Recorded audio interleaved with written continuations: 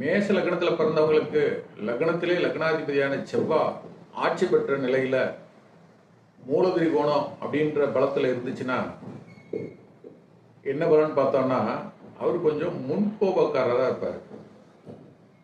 அவசரம் கொடுக்க எதையும் யோசிக்காம முதல்ல செஞ்சுவிட்டு அப்புறமா கிடந்து அதுக்காண்டி வருத்தப்படுறது.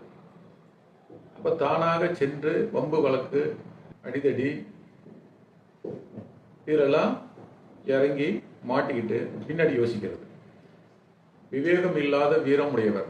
ஏன்னா 8க்கு அதிபதியாக வருதா, இப்போ லக்னத்திலேருந்து 8ஆம் பார்வையா விருச்சிக வீட்டையும் பார்ப்போம்.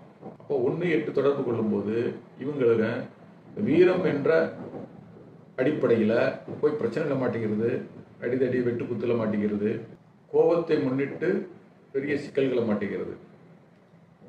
ரெண்டாவது, இந்த மேச ராசியினுடைய விருச்சிக ராசியினுடைய மேசம் மற்றும் விருச்சிகத்தில் செவ்வாய் இருக்கிறதுனாலையும் விருச்சிகத்தை செவ்வாய் பார்க்கறதுனாலையும் இவர்களுக்கு போலீஸு வம்பு வழக்கு கோர்ட்டு கேஸு இதெல்லாம் நடக்கும். இதை சுபகிரகங்கள் பார்த்தா இதுலேருந்து மாறுபட்டு நல்ல பலனாக இருக்கும்.